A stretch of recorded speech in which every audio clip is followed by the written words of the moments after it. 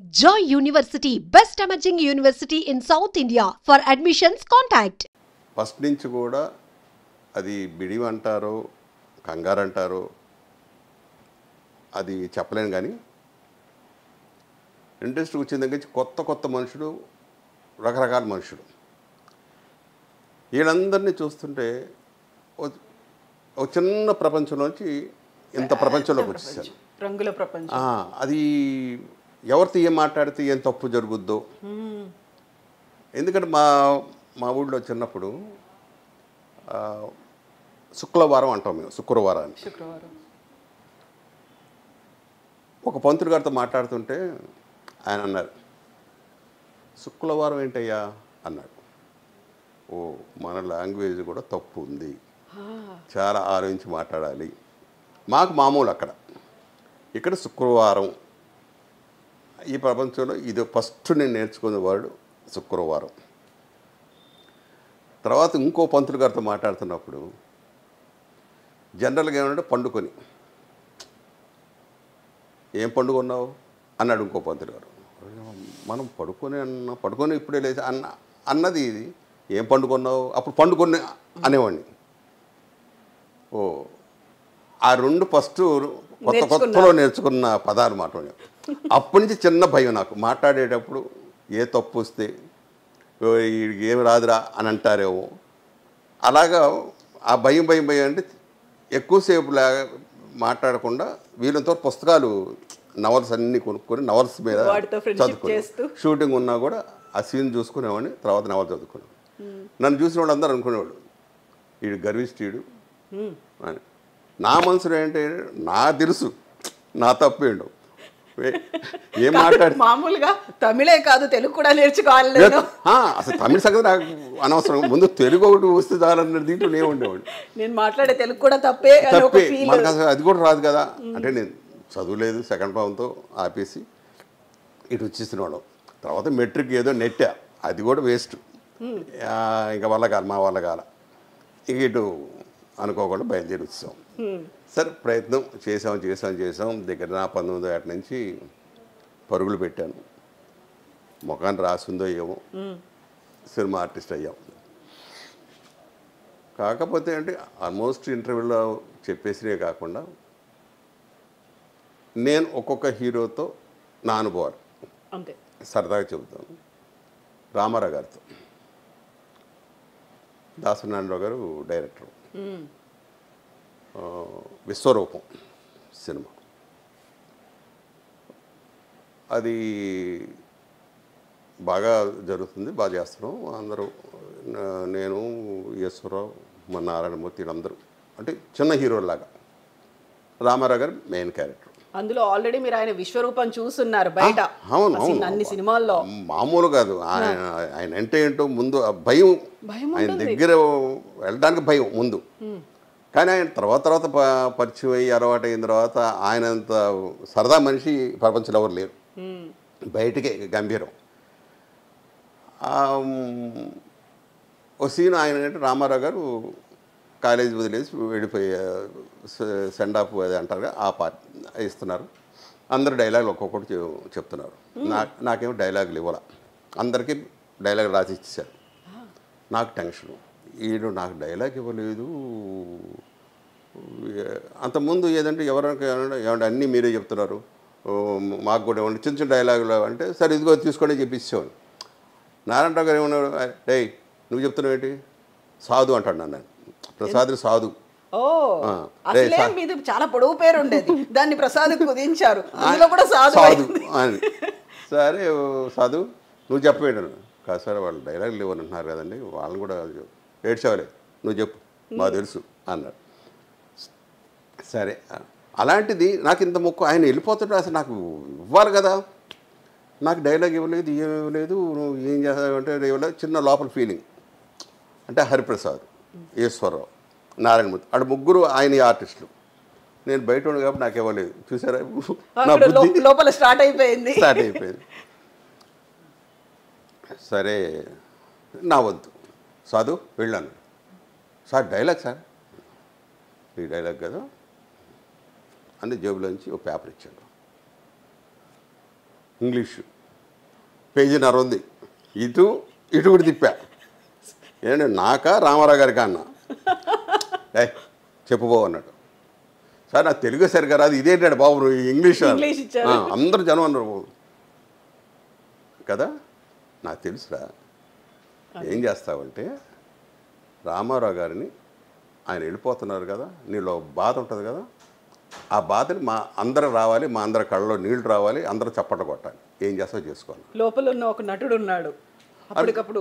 మనకు నటుడు ఉన్నారు సార్, నాకే తెలియదు. నేను ఆయనకి చెప్తాను. సరే సరే సరే మెట్లు ఎక్కుతూ నేను అప్పుడు ఎక్కువగా మన శివాజీ గణేష్ గారి సినిమాలు చూసేవాడిని. ఎప్పుడైతే మౌంట్ రోడ్ వెళ్తే 2-3 సార్లు ఆ సినిమాను చూసేవాడిని. ఆ భార్య పోయినప్పుడు ఒక సంఘ పథకం అనుకోండి, భార్య పోయినప్పుడు ఆ చిన్న ఇది ఆ ఫీలింగ్తో అలాగే మెయింటైన్ చేస్తాను.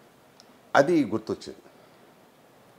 సరే నేను కూడా అలాగే కళ్ళు ఆర్పకుండా అలాగే మెట్లు ఎక్కుతూ వెళ్ళి ఆయన దగ్గరికి వెళ్ళేటప్పటికి నా కళ్ళ నీళ్ళు స్టార్ట్ అయిపోయింది. ఎదురుగా ఆయన చూస్తే ఆయన కళ్ళలో నీళ్ళు, ఇద్దరు గజనం పెట్టుకోవాలి, ఇద్దరు అలా వచ్చేస్తున్నాయి. ఆయన నన్ను హక్ చేసుకొని గట్టిగా అంటే నాకు ఊపిరి రావట్లా. సార్ నాకు ఊపిరి రావట్లేదు సార్, సార్ నాకు రావట్లేదు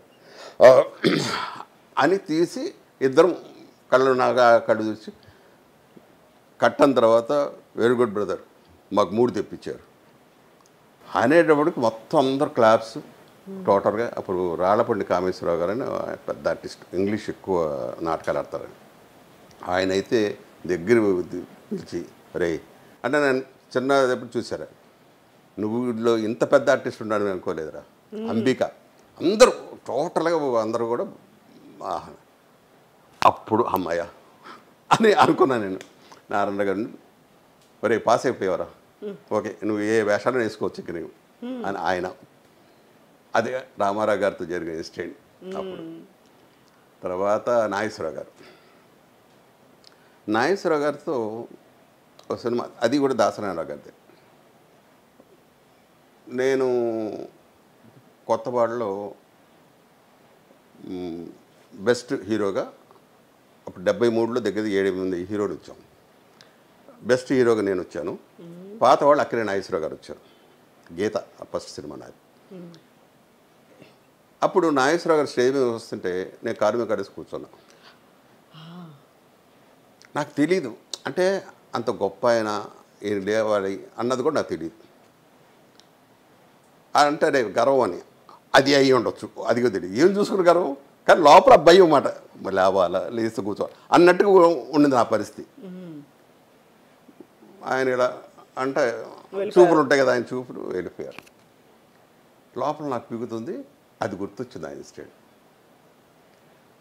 సరే ఫస్ట్ రోజు ఆయన రాగానే కాళ్ళకి నమస్కారం పెట్టాను. ఏయ్ నా దగ్గర ఇలాంటివి ఉండవు, అక్కడ పెట్టుకోండి అన్నాడు. సార్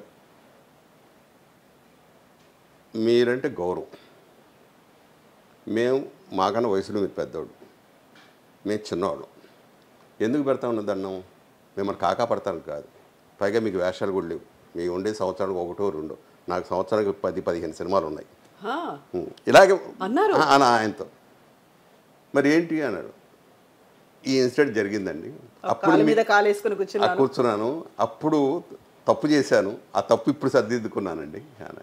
ఏడ్చేవాలే రా అని అప్పటి నుంచి ఆయన కూడా మొదలుపెట్టాడు, సాధు రా అని కబుర్లు చెప్పడం. ఆయనతో అలా జరిగిపోయింది. అదొక ఇన్సిడెంట్. ఇంకా కృష్ణ గారు నిజంగా దేవుడు. ఎన్నెన్నో కథలు ఆయన మీద దేవుడిని ప్రతి ఒక్కరు అంటారు. నన్నైతే వాళ్ళ పియ్య ఒకడు, మూర్తి అని ఒకడు ఉన్నాడు. ఏం పెట్టావే ఆయన, కృష్ణుడి వేషం వచ్చినా కూడా ప్రసాద్ బాబుని ఏమంటాడేంటి, అలా ఏ మందు పెట్టావా అనేవాడు. నేనేంటంటే ఫస్ట్ సినిమాకే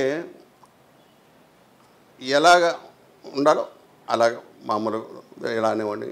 ఆయన పెద్ద ఈ నమస్కారాలు ఇవన్నీ ఉండవు, నేను అలాగే వెళ్ళిపోయాడిని. అది దొంగల బేట త్రిమూర్తి ప్రొడక్షన్లో సైడ్ విలన్ క్యారెక్టర్.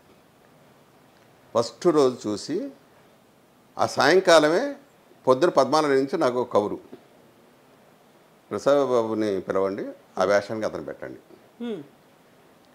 పద్మాలయ అసలు నాకు ఎవరు తెలియదు, ఏంటంటే కృష్ణ గారిదయ్యా, అది రాత్రి నిన్న చేసావు కదా అందుకు పిలిచారు. ఆయన ఏం సైలెంట్గా ఉన్నా, ఆయన ఏం చెప్పలే. ఆయన అసలు మీకు ఎవరెవరిది ఏ స్టూడియోలు ఏమున్నాయి, ఏం చేస్తారు, ప్రొడక్షన్ హౌస్లు ఏవి కూడా ఏమి తెలియదు అసలు. ఇంకా చెప్తున్నాం కదా, ఇంటికి వెళ్ళామా తర్వాత కూడా నాకు అదే, ఎక్కడ ఏ ఆఫీస్ ఉన్నా తెలియదు, ఏ ఆఫీస్కి వెళ్ళడం, కబురు వస్తే వెళ్ళటం, షూటింగ్ చేయడం, వచ్చేయడం, మేనేజర్ ఎవరు వస్తారు వారితో మాట్లాడుకోవడం అంతే. కృష్ణ గారితో శభాష్ బేబీ వాళ్ళ పద్మాలయ వాళ్ళతోనే మెయిన్ విలన్ వేషం. దాంట్లో చాలా మంచి పేరు వచ్చింది. అప్పుడు మురళీమోహన్ నుండి ప్రసాద్ జయకృష్ణ సినిమా తీస్తున్నాడు, ఒక్కసారి జయకృష్ణ కరువు అన్నాడు. ఆ ఆఫీస్ ఎక్కడో ఏంటో నాది అంటే నేను వచ్చి చూపించాలా అన్నాడు జోక్గా. కాదన్నా నాకు తెలీదు వాళ్ళు ఎవరో ఏంటో. సరే నీకు అయ్యా అక్కర్లేదు కానీ వాళ్ళు వస్తారు, ఓకే. పొద్దునే మేనేజర్, సార్ జయకృష్ణ ఆఫీస్ అండి, మీరు ఒకసారి ఆఫీస్కి వస్తారని. సరే వెళితే అక్కడ బాపు గారు వెళ్ళగానే చొక్కా ఇప్పాము. దీంట్లో చొక్కా ఇప్పమంటాడు ఏంటి, ఎవరు వీళ్ళు అంటే ఆయన ఎవరు కూడా తెలియదు నాకు. బాపు గారు కూడా తెలియదు అంటే పేపర్ నాలెడ్జ్ లేదు, బయట ప్రపంచం తెలియదు, కాకుండా సినిమాలో కనిపించాలి చేయాలి అంతే. హీరో అయిపోవాలి ఓహో అని కాదు, సినిమాలో కనిపించాలి, ఇంత వేషం ఓకే కనిపించాలి అన్నదే మెయిన్. హీరో అవ్వాలనేది లేదు, అది లేదు. అబ్బి అంత ఇది మనకుందని నాకు తెలియదు. వద్దు అన్నదే, ఏదో వచ్చామా 4-5 వేషాలు వేసుకుని వెళ్ళిపోయాం అంతే. సరే తీమని సార్ చొక్కా ఇప్పాను, నువ్వు పో అన్నాడు. ఏం చూసారు, చొక్కా ఇప్పమన్నాడు, ఇప్పాను, చూసాడు, పో అన్నాడు. యాక్టర్ కావాల్సింది డైలాగ్స్ డైలాగ్ చెప్పాలి, అసలు ఏ డైలాగ్ అన్నది అసలు అడగడ వెళ్ళిపోయాను. కన్ఫామ్ అయ్యా నువ్వే భీముడు అని ఒక క్యాసెట్ ఇచ్చారు. భీముడు అంటారు ఏమిటని అనుకున్నా. సేవడు అసిస్టెంట్ డైరెక్టర్ని అడిగా, ఏంటయ్యా ఇది అంటే, పెద్ద వేషం ఇది కృష్ణరాజు గారు వేయాలనుకున్నారు, దీనికి ఒక పాట కూడా ఉంది అని నాకు భయం పట్టుకుంది. ఈ క్యాసెట్ ఏంటన్నా, ఇది కన్నడంలో తీశారు, ఇది చూసామంటే నీకు ఒక ఐడియా వస్తుంది. సర్లే అన్నాను, అది చూడాల పక్కన పడేశాను. నాకేంటంటే ఒక అతను చేశాడు, ఓకే బ్రహ్మాండం చేసి ఉండొచ్చు, కానీ చూస్తే డెఫినెట్గా అతని టైపు కాపీ కొడతానా లేదు నేను చేసుకోవాలా కన్ఫ్యూజ్ అయిపోతాను. ప్రతిసారి కంపారిజన్ అనేది చూసుకుంటారు మీరు. అంతేకా మరి అన్నప్పుడు వద్దు అని మనసులో అనుకొని చూడాల. వీళ్ళు అడిగారు చూసావని, చూశానండి నేను. సరే బాగా చేసుకోవాలి కృష్ణరాజు గారు అందరు మురళీమోహన్ అందరు ఒకరోజు 2 రోజులు అలాగా ఆ క్యారెక్టర్ ఎక్కడికి పోతే నాకు నాయన చాలా పెద్ద వేషం, మనం చాలా జాగ్రత్తగా చేసుకోవాలనుకున్నాం. పోటీ అప్పుడేంటి మాకు అందరు కుర్రోళ్ళతోనే పోటీ, వాడు ఎన్ని సినిమాలు చేస్తున్నాడు, వీడు ఎన్ని సినిమాలు చేస్తున్నాడు, మనం ఎందుకు తక్కువలో ఉన్నాం, మనం కూడా ఎక్కువ చేయాలి, ఇదే తప్ప యాక్టింగ్ ఇది కాదు, ముందు పోటీ అంతే. వాళ్ళలోంచి మనం గొప్పవాడు అయిపోవాలి. మన ఊరి పాండవుల్లో భీముడి క్యారెక్టర్ పెద్ద పేరు వచ్చింది. ఓవర్ నైట్ రిలీజ్ అయిన 2వ రోజే దగ్గర ఒక 30-40 సినిమాలు స్టిల్ ఇప్పటిదాకా కూడా అదే. తర్వాత నా క్యారెక్టర్ చాలా వేషాలు వేసాను, అన్నింటిలో మంచి పేరు, కానీ చెప్పుకోవడానికి ముద్ద నాకు మనోహర్ పాండవలే చాలా మంచి పేరు వచ్చింది. అలాగా కృష్ణరాజు గారిది కృష్ణ గారితో అయిపోయింది. అది కాంపిటీషన్, అందరూ కొత్త వాళ్ళు, మిగతా వాళ్ళు ఉన్న కృష్ణరాజు గారు ఎలివేషన్ ఆల్రెడీ అప్పటికి తెలుసు ఆయన ఏంటి అనేది. పెద్ద ప్రొడ్యూసర్ కూడా కదా, గోపికృష్ణ బ్యానర్ వాళ్ళది. మరి అట్మాస్ఫియర్ ఎలా ఉండేది? అదేనమ్మా, అది చెప్తాను. పొద్దున రావడంతోనే ఆ డ్రెస్ చేసుకోవడం, మేకప్ లేవు, అవును, ఎండలు ఉంచుకోవడం. అప్పుడు నేను తెల్లగా బాగుండేవాడు, ఈ తెల్లగా ఉన్న వాళ్ళందరూ కూడా ఎండలు ఉంచుకునేవాడు. బాలు మహేంద్ర కెమెరామెన్, ఒక గంట నుంచి ఉంటాం ఆ డ్రెస్. ఇలా వాళ్ళ బాపు గారు వీళ్ళందరూ వచ్చేవాళ్ళు, యాక్ట్ చేస్తున్నాం. ఒకరోజు నాకు షూటింగ్ లేదు, నేను మామూలు ఫ్యాన్ షర్ట్ వేసుకొని జనాన్ని సత్తున్నా. జనం అప్పుడే అలవాటు పడిపోయారు, అప్పుడే అలవాటు పడిపోయారు బాగా. ఇక వాళ్ళందరూ నెడుతున్నా, ఎవరు కుర్రోడు బాపు గారు అడిగారట, మన భీముడు కృష్ణరాజు మన భీముడు అండి ఏంటి ఇంత బాగున్నాడా అంటే భలేవాళ్ళే, అదే చాలా గొప్ప వేషం, అది ఆడికి అది మంచి పేరు వస్తుంది అది అని కృష్ణరాజు గారు అప్పుడే చెప్పారండి. ఆడొక్కడికే మంచి పేరు వస్తుంది అని చెప్పాను. తర్వాత నిజంగా అంత మంచి పేరు వచ్చింది, బాగానే చేసాం. ఇలాగా ఆల్మోస్ట్ అందరూ హీరో బాలయ్య గారని ఇంకా అక్కడి నుంచి సక్సెస్ ఫార్ములా అంటారే, అవును. ఆర్టిస్ట్గా ముద్రపడిపోయింది. అన్ని సినిమాలు చేసేవాడిని. కాకపోతే ఎక్కువ 40-50 సినిమాలు 40-50 రోజులు అడిగితే ఆడది తప్పించుకొని అది ఎంత పెద్ద హీరో వేసారు అవునా, ఇటు వచ్చేసేవాడు. ఎక్కువ సినిమాలు చేయాలి నెంబర్లు అంతే. 40-50 రోజులు అడిగారంటే మోస్ట్ పవర్ఫుల్ రోలే అయ్యి ఉంటుంది మీకు. నేను అది ఫస్ట్ కొత్తలో అలాగే దెబ్బతిన్నాను. 40-50 రోజులు అడిగి మహా అంటూ 4-5 రోజులు చేసేవాడు. మిగతా రోజులన్నీ అలా ఉండేది ఊరికే, అలా ఉండిపోయి చెప్పేవాడు కాదు. ఇదేదో మనకి అచ్చురాదు అని ఇటు వచ్చేసేవాడు. వాళ్ళ తర్వాత ఎవరన్నా కాదు ప్రసాదబాబు వెయ్యాలి అని ఎవరన్నా పట్టుబట్టి ఇచ్చేస్తే అప్పుడు చెప్పేవాడు.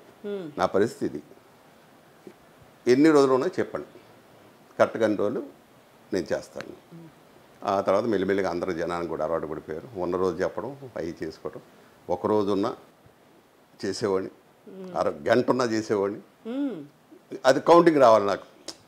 అలాగా అందరి హీరోలతో చాలా బాగా చేసేవాడు. ఇలాగ ఇంకా శోభన్ బాబు గారితో అయితే ఎక్కువ నేను పిలిచేవాడిని. ఆయనతో ఆల్మోస్ట్ ఎక్కువ నా పేరే చెప్పేవాడు ఆయన. కృష్ణరాజు గారు కానీ, కృష్ణ గారు కానీ, శోభన్ బాబు, వీళ్ళు ముగ్గురు కూడా నా పేరే చెప్పేవాడు. ఏదన్నా ప్రాబ్లం వస్తే నేను వాళ్ళ మేనేజర్ చెప్పేవాడు, నాకు ఇలా ప్రాబ్లం ఉంది, ఏదన్నా ఉంటే అంటే ఏం పర్వాలేదు మేము చూసుకుంటాం, ఒప్పుకోమని ఉంది వాడిని. ఇలాగనే వాడు సొంత తమ్ముళ్ళ చూసుకున్నారు వీళ్ళు ముగ్గురు. నిజంగా ప్రతి సినిమాలో చేసేవాడు. శోభన్ బాబు గారు చాలా బాగా, ఆయన ఒకసారి నాకు ఇక్కడ మెడ్రాస్లో ఫ్లాట్ ఉంది, అందరూ హైదరాబాద్ వెళ్ళిపోతున్నారు, అలా అమ్మేసి అక్కడ కొనుక్కుంటాను, ఇక్కడ ఇది అమ్మితే అక్కడ నాకు 2 ఫ్లాట్లు వస్తాయి, నాకు కొంచెం హెల్ప్ అవుద్ది కదా. నేను నువ్వు ఫస్ట్ కొనుక్కున్న ఫ్లాట్ నువ్వు అది అమ్మితే నీ కొడుకు ఒకటి ఉంటుంది ఇక్కడ, నువ్వు నీ మెంటాలిటీ నువ్వు అక్కడికి వెళ్ళి సినిమాను ఇంకో ఏదో చేసి తగలేస్తావు, నువ్వు అక్కడికి వెళ్ళి సంపాదించు, 1 కాదు 10 కొనుక్కో, ఇది మటుకు అమ్మద్దు అన్నాడు. సరే ఏం చేయాలి, ఓకే అని ఇవాళ అది ఉన్నబట్టే మళ్ళీ నేను మెడ్రాస్ వచ్చాను. అది లేదనుకో ఇంకా వచ్చేవాడు కాదు, అక్కడే ఉండిపోయేవాడు. ఇప్పుడు ఆ ఇల్లు ఉంది కాబట్టి ఓకే, ఇక్కడ లేదు మనకి అంటే అక్కడ వేషాలు తగ్గిపోయింది మనకి, ఎందుకు ఇక్కడ అనవసరం అని ఇటు వచ్చేసాను. ఇటు వచ్చిన తర్వాత మళ్ళీ సీరియల్స్ వచ్చినాయి. సీరియల్స్ నుంచి రావడానికి అన్ని ఏవిఎం పెద్ద పెద్ద బ్యానర్లు మొత్తం కూడా నేనే రోజు 2-3 షూటింగ్ చేసేవాడు. సినిమా షూటింగ్ ఎలా చేశానో ఇక్కడ సీరియల్స్ కూడా అలా చేశాను. దీంతో ఏమైనా పెద్ద పెద్ద సినిమాలు నాకు వచ్చినాయి, కానీ చేసే వీళ్ళకి ఆల్రెడీ నేను కమిట్ అయ్యి ఉన్నాను. సీరియల్స్ కమిట్ అయ్యి ఉంటే ఇంకా మళ్ళీ సినిమా చేయలేం. అప్పుడు అది కూడా ఆలోచించి ఇంక వద్దులే మన సినిమా వద్దని ఆల్మోస్ట్ 30 సంవత్సరాల నుంచి ఏదన్నా మధ్యలో మొరారి వాళ్ళు ఈ పద్ధతులు అంటే ఇలా ముందే చెప్పేవాడు, నాకు ఎప్పుడు పిలుస్తారో తెలీదు, బట్ వాళ్ళు ముందే చెప్తారు. కానీ నేను అక్కడికి వెళ్ళాలంటే పాపం అలాగే మురారి అలా చేసి అలాగే అప్పుడప్పుడు సినిమా చేసేవాడిని. కొన్ని రోజులు ఆ రకంగా ఈ హీరోలతో నెట్టాం. చాలా మటుకు ఎప్పుడు ఉంటుందో ఎప్పుడు వస్తాయో తెలియదు. ఒక్కోసారి నిరుత్సాహం వచ్చేది, ఏం చేయాలి నేను బయటికి వెళ్ళి, సినిమాలు లేవు, సీరియల్స్ లేవు, ఏం చేయాలి, ఏం ఆలోచించడానికి కూడా ఏం లేదు. బయటికి వెళ్ళి కూరగాయలు కొనలేము, మార్కెట్కి వెళ్ళలేము. ఈ పరిస్థితిలో ఎలా బతకాలి, కుటుంబాన్ని ఎలా నెట్టాలి అన్నది అదొక ఆలోచన బాగా ఉండేది. సరే వచ్చిన దాన్ని మనం జాగ్రత్త చేసుకుంటూ ప్రతి రూపాయి చేసుకుంటూ ఇంకొకరి దగ్గర మనం చేసి ఆపకుండా ఉండాలి. దేవుని ఒకటే అడిగేవాడిని, వెళితే నన్ను తీసుకెళ్ళిపో, ఒక్కరి దగ్గర చేయి చాపి మటుకు పెట్టే పరిస్థితి నన్ను ఉండవద్దు. ఇంకా కోట్లు అడిగేవాడు కాదు, ఇళ్ళు అడిగేవాడు కాదు, ఇది ఒకటే ఆయన్ని కోరుకునేది. ఎప్పుడు దేవుడి గుడికి వెళ్ళినా ఇలా అడిగేవాడిని. దేవుడు అలాగే ఎవరి దగ్గర చేసి ఆపనివ్వకుండా నేను హ్యాపీగా వెళ్ళాడు. ఈ లోపల నా కొడుకు నా చేతికి వచ్చాడు. ఇక వాడు ఉండి ఒరే డాడీ ఇంకా వద్దు, ఎన్నాళ్ళు పడ్డారు, ఇంకా మీరు రిలాక్స్ అయిపోండి, ఒరే వస్తే చేస్తా, రాకపోతే మటుకు నేను ఎవరిని అడగను, ఇంట్లోనే ఉంటాను. సడన్గా ఒక రోజు అంటే మా వాడు డాడీ నాకు ఇప్పుడిప్పుడే ఆఫర్స్ వస్తున్నాయి, బిజినెస్ ఇప్పుడు డెవలప్ అవుతుంది, మీరుంటే నాకు సపోర్ట్ ఉంటుంది, పిల్లలు మీరు చూసుకుంటారు, నేను బిజినెస్ డెవలప్ చేసుకుంటాను. ఇంకా అప్పుడు మెంటల్గా డిసైడ్ అయిపోయాను, ఇంకా వద్దు సినిమా ప్రపంచం. వచ్చినాయి ఈ మధ్య చిన్న చిన్న గెస్ట్ వేషాలు, ఒకరోజు వేషాలు తెలుగు వచ్చినాయి, చాలా వచ్చినాయి, చెప్పేసేవాడిని. అయిపోయింది, ఇంకా ఫుల్ స్టాప్ పెట్టేశాను అన్నారా? ఫుల్ స్టాప్ పెట్టేశాను ఆల్మోస్ట్, వద్దనుకున్నా. ఇప్పుడు నా ప్రపంచం పిల్లల ప్రపంచం, చాలా హ్యాపీగా. మనోడు మనవరాళ్ళు తాత తాత అని పిలుస్తూ ఉంటే తాతయ్య అన్న పిలుపు ఉంటుంది.